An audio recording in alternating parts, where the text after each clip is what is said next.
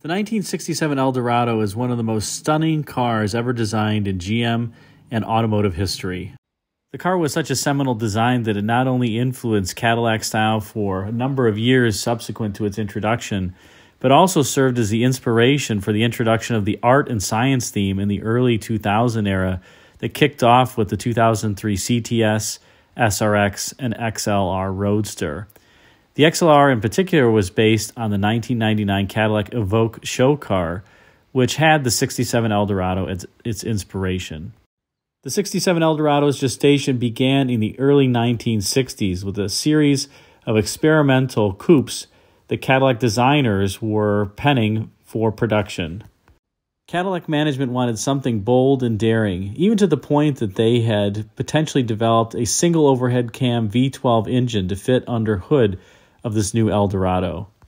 Several design themes were tried before the design team came to something that was close to production, and this was the 1964 XP825 model. Shown here, one can clearly see that the XP825 bore significant resemblance to the final production 1967 Eldorado, albeit with a few extra vents in the rear bumper as well as the back of the front fender. Under hood, the Eldorado would have Cadillac's first application of a novel front-wheel drive transmission layout that was borrowed from the Oldsmobile Tornado. This turbohydromatic 425 transmission was essentially a turbohydromatic 400 transmission that was split after the torque converter and had a chain running from the torque converter to the transmission, which faced forward in the car and connected to a front differential, which then provided power to the wheels through two sizable half shafts. Though the transmission was shared with the Tornado, Cadillac did put its own V8 engine under hood, which in the first year was a 429 cubic inch V8 making 340 gross horsepower. Later Eldorados, starting in 1968, had a 472 cubic inch engine making 375 horsepower, and by 1970, the most powerful of all Cadillac engines to date was under hood, the 400 gross horsepower, 500 cubic inch V8. Though some customers had reservations about this front-wheel drive setup, it was eventually dropped, at least in Oldsmobile form, into the GMC motorhome, essentially unaltered, and powered those 23 or 26-foot behemoths quite readily. The Eldorado did share a so-called E-car platform with both the Tornado and the Riviera, although only the Eldorado and Tornado were front-wheel drive. Buick elected to keep the Riviera rear-wheel drive with full coil springs at all four corners, as compared to the torsion bar front suspension and single-leaf rear spring suspension for the Eldorado and Tornado. This was likely done not only for cost, but also for ride, as the torsion bar and single-leaf rear spring setup on the Tornado and Eldorado really did not provide anything resembling a luxurious ride. As the Eldorado continued on in its lifetime, a number of design changes were made. In 1968, the parking lights moved from the front bumper up into the area in front of the front fender. The interior was redone, and side marker lights were introduced in the rear. In 1969, the Eldorado lost its hidden headlight covers and also changed interiors yet again with a new safety-padded instrument panel shared with the DeVille and Fleetwood series. 1970 would see a number of minor revisions as well, most notably the rear taillight design, and the interior had some slight changes to the faux wood grain trim. As mentioned before, 1970 also saw the introduction of the largest passenger vehicle engine ever put in a car, the premium fuel 500 cubic inch V8 making 400 gross horsepower. This is the only year for the premium fuel 500 cubic inch engine, and it remained the largest passenger car engine produced until the 8.3-liter V10, which came out in the 2003 Dodge Viper. In 1971, the Eldorado would lose its unique E-car platform and be transitioned to another platform that was based on the full-size General Motors B body. That 71 Eldorado was the brainchild of Wayne Kady, who would later become Cadillac's chief designer from 1974 to 1988.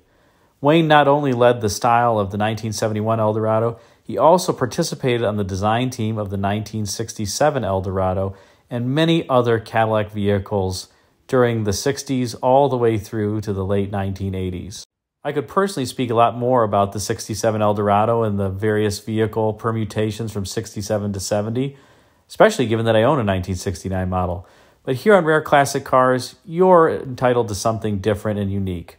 So without further ado, I present to you one of the designers who worked on the 1967 Eldorado design team, Wayne Kady himself, talking about the design of the 67 Eldorado. So hello, this is Adam. Welcome to Rare Classic Cars. Today I have a very special guest, once again proving that finance and design can get together. Right, Wayne? Occasionally. Right, yeah. Not too often, though. No, not very often. I mean, I'm one step above the planners, though, right? Once a year at least, we have to.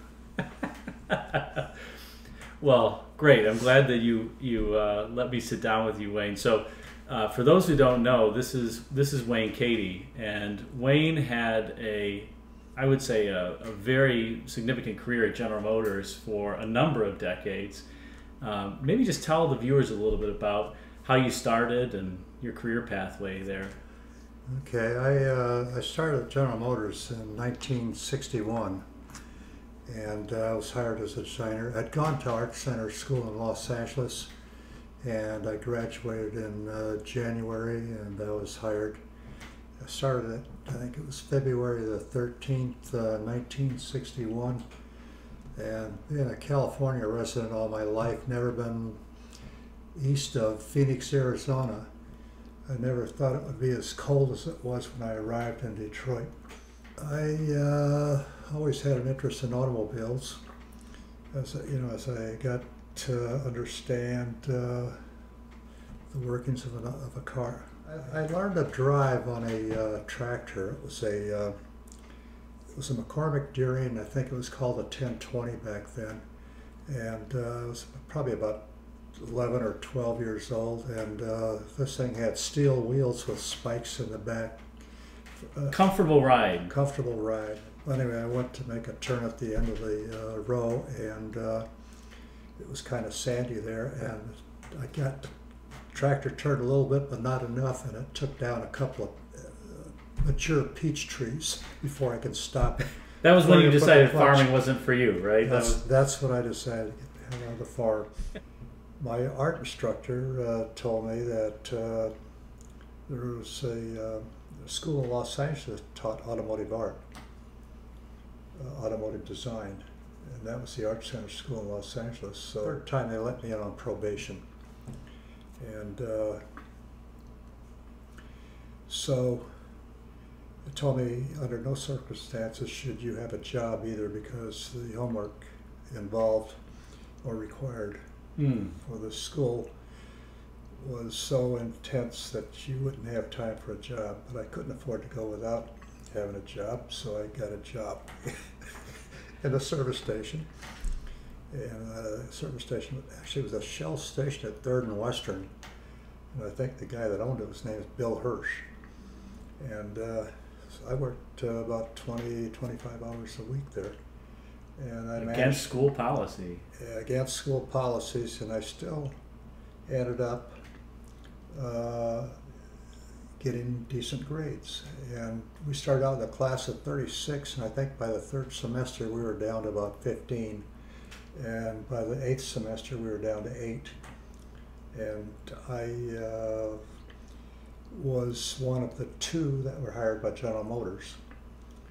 And I ended up graduating with honors. What a story, I guess, from the farm to Art Center to being on probation. You're still on probation, right? I'm always on. You're always exactly. And then, but you made it into GM. I did. And then maybe just tell us a little bit about how your career at GM, and how you started and progressed. When you first started at General Motors as a designer, you're placed in a studio called Design Development. You went from design development and then into what studio? I went into preliminary design, and Bernie Smith was the guy that was running preliminary design, and it was kind of an advanced studio. We were working on a 1965 Cadillac alternate design, and Bernie did a full-size chalk rendering of the side view of what eventually ended up being the theme for the side of the 65 Cadillac. So I had gone up with the car, even though it was Bernie's theme, but they set me up with the car. And that evolved into what ended up being the 65 production Cadillac. The Eldorado went through a number of phases. There were about 3 or 4 design iterations before we ended up on the car that went into production. It started out, I think, in 1961, and the first time I saw the project was in a room behind Bernie Smith's studio. And they had it cordoned off and had the clay model, and the Cadillac studio was working on it there because they didn't have room in their own studio. So I don't know if it was really a serious project yet or not, and I'm not sure it was even front-wheel drive as it ended up, because there was some talk as to whether the front drive really made any sense or not, and then as the Oldsmobile Tornado development came about, and then Tornado finally went into production, or was going into production, and Cadillac followed suit. Now Buick shared the same E-platform, but with a rear drive. They had about a $750 price advantage to their cars because they didn't have all the front-wheel drive costs and everything. At least that's what the engineers told me. I think that's what they were saying, to take cost out for the Cadillac, probably, right? They're telling you you're over budget. No, they didn't. But eventually we had general managers that did. Yes. Oh, okay. Okay. Yes, some of your guys. Some of my guys? Hey, let's be careful here. Let's not disparage the finance folks. Okay. We always extract the highest level of creativity from the designers. Okay. So what were some of the design themes that were investigated? That you said there's 3 of them. What? Well, there was one that was it was kind of a neoclassic looking car that had a large headlamp on the fender end, the front fender, and this is the one I was just talking about. It had the single large headlamps, and it had the sloping rear profile. That was the first one that I witnessed, and that was in the back of Bernie Smith's studio being developed. And then it evolved into this one with the open rear wheel. And it still had the large headlamp in the center of the front part of the fender.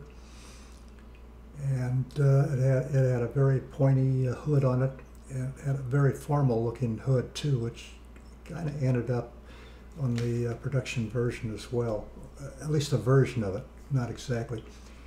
Now this one here was a completely different design, and it was a design that looked very contemporary, but really didn't have a Cadillac feel to it. It just didn't have the presence that a Cadillac should have.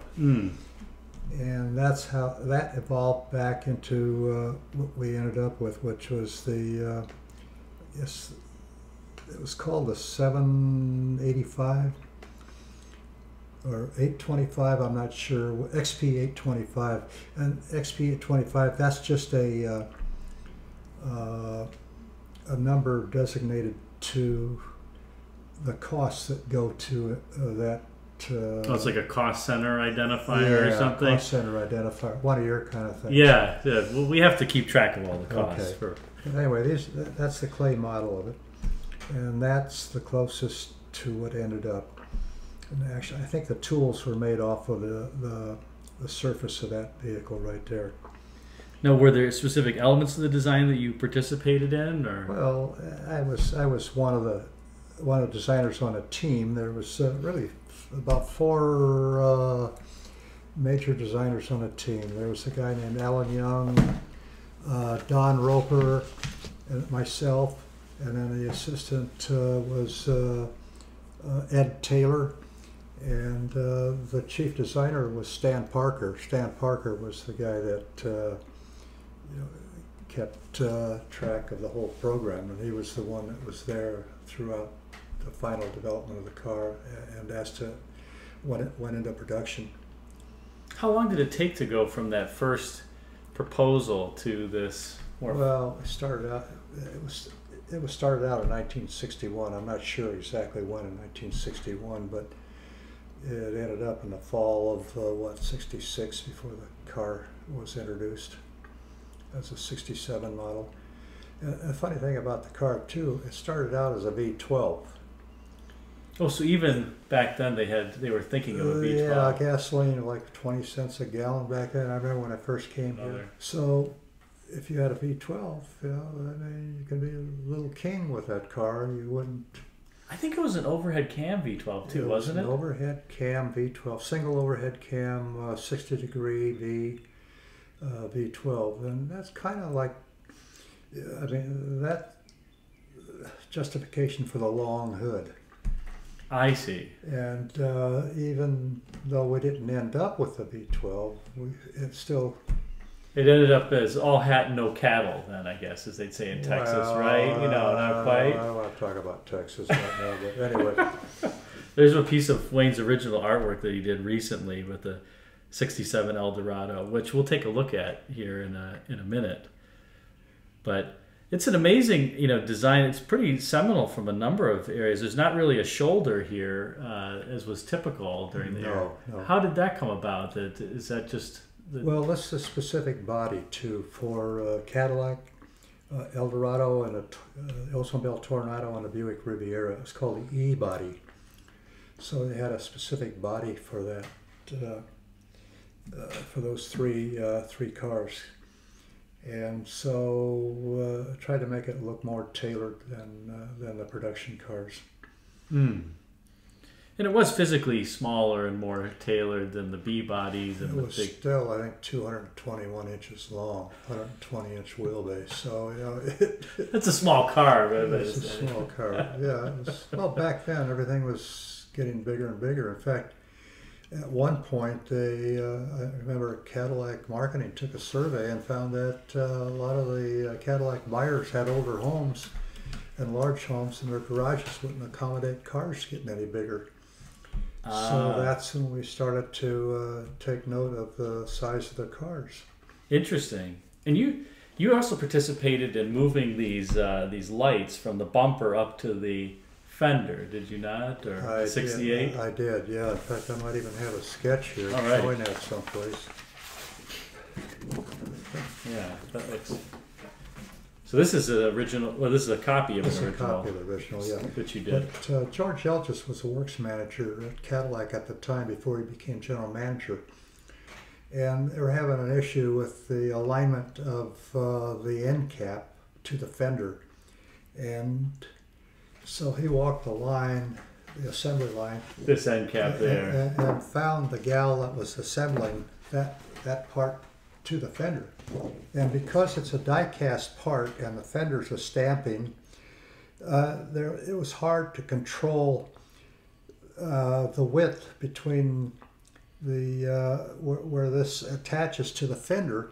So there's either a gap on the outside from this direction, or it's on the inside. So he explained to the lady that was assembling how important her job was, and they were getting, I guess, complaints about the quality of that part, the assembly part of it. So that's when we were at design told that we had to do something about it, and that's when we took the lamp out of the bumpers and then put it in place of the end cap. And that worked out fine, but my view is that the first design is usually the best design of any product. When you have to facelift it, things happen and it just doesn't look as good. Kind of like that original Tornado too, 66, and then it kind of progresses, 68, 9. Yeah, right. It gets those little, they even had the little fins in 69 in the back, I think. They did, yeah. So you're right, it's interesting how it changes. It's an evolution. What happened, do you recall at all what happened in 69 when they got rid of the hidden headlights? Was that just a cost or reliability move? Yeah, okay, we got a new general manager then. The guy's name was Calvin Warner. I think he came in after the 67 had just come out. And he had come from, I think, GMC and the truck. And it seemed like his charge was to take money out of out of Cadillac.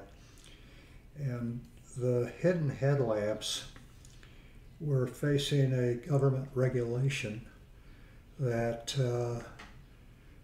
stipulated that when you go into a tunnel, that it had to open or close within a period of time.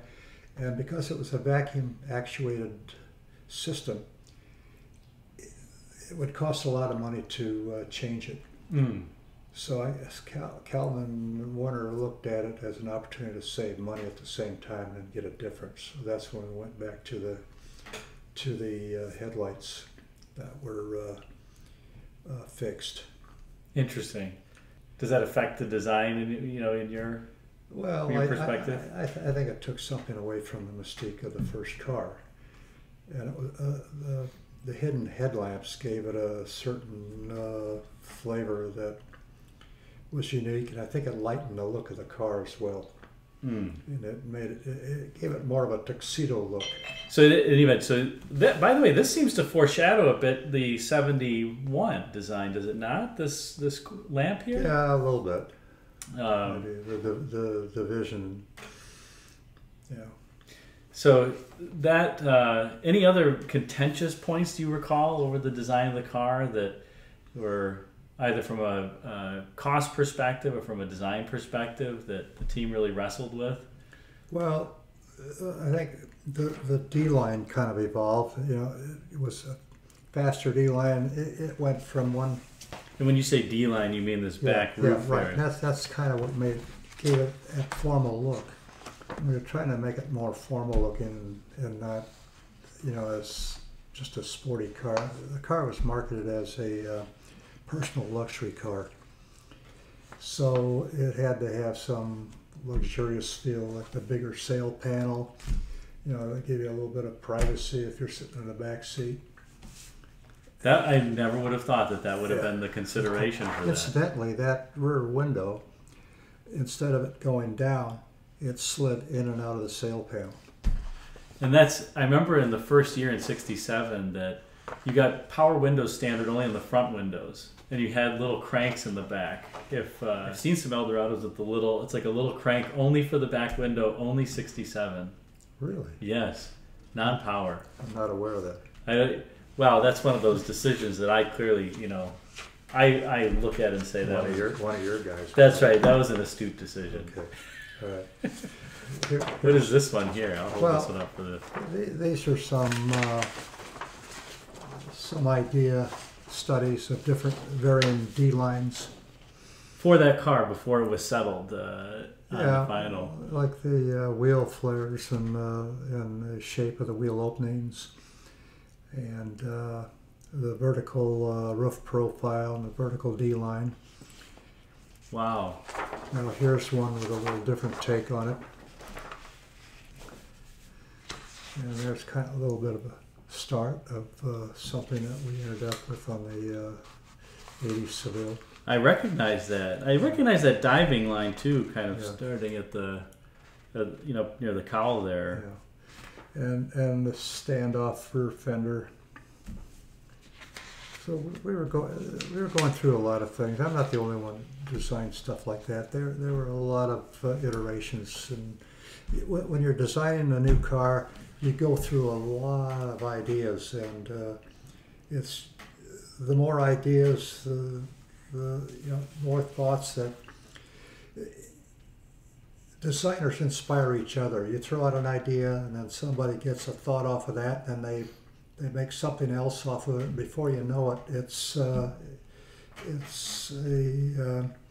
collaboration between a number of people, and that's how the car evolves into what you end up with. Now this one, it has kind of that wind split or the center line all the way through the back glass that made it through to the production car. Mm-hmm. It's kind of, this one here is kind of a boat tail look too, which is a little extreme. It didn't end up with that much of a, if you pull that shoulder over here closer to the fin, this is what we really ended up with. So it was a good job. That's amazing. So, Yeah. I mean, this is one other one. Yeah, it's another one with a skirt and an accent over the rear wheel.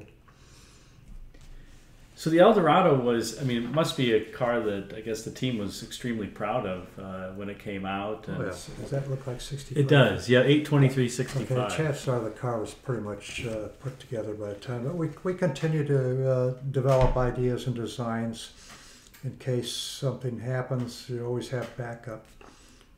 And there are ideas, and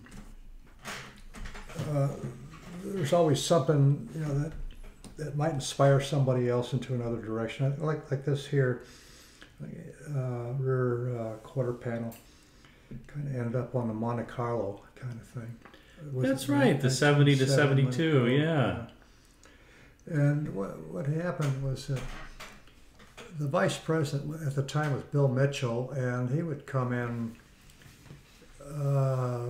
after, like on weekends, and he'd go through the studios when nobody was there. And if he needed a concept for a car that was struggling in another studio, he would take it from studio to studio.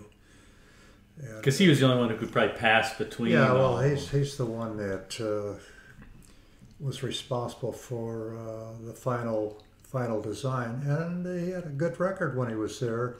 You know, a lot of people had struggled under him, but he had a good record back in the early 60s. I don't think he had any car that wasn't a top hit.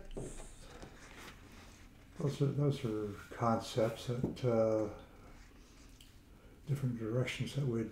This goes back to 63, so that would have still been a contender. So the wheel flares, the vertical D-line. This doesn't show the back window as having a break in it. But here's one that's not dated, but a similar time frame, and that does have the back window. Now, Mitchell had a 67 Eldorado, and he always had some custom touch on it, and we ended up doing that on his car. This reminds me of the 71 Tornado line that they have on the door, too. Yeah, well, they did that. Is that they stole from well, I don't know. The guy that did the 71 Tornado was a guy named Amo Zawada. Oh, and okay. I went to school with Amo. He was a very talented guy. But that looks very 71 Tornado-esque, that side profile here, and also the... You know, aside from the front end, you could have used that whole design as a Cadillac. Yes. So I think, it wasn't unusual for other car divisions to emulate Cadillac in different forms. I was chief designer for Buick for the 75 and 76 model years. And George Elgis, who was the works manager at Cadillac, then he became the general manager at Cadillac, and then they moved him to Buick.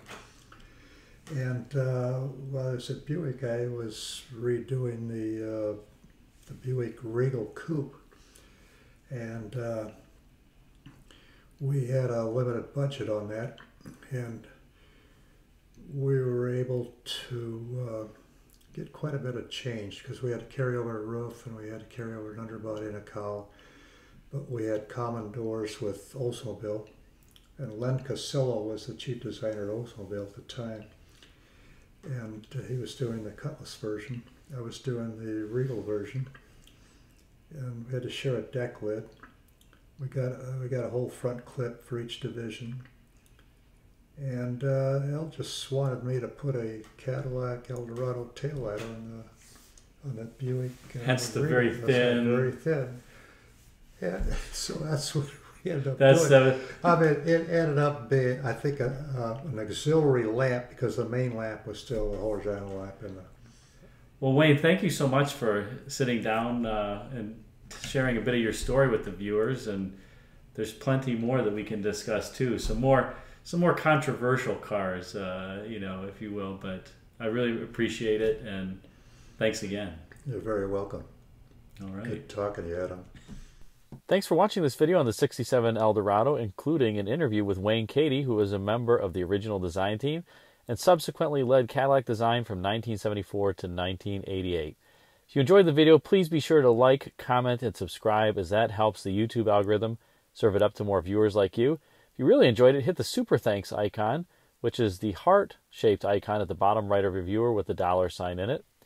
Feel free to email me at rareclassiccars@yahoo.com. And stay tuned for a follow-up video where Wayne walks around his personal 1967 Eldorado talking about various design cues and themes. Once again, thanks for watching, and until next time, take care.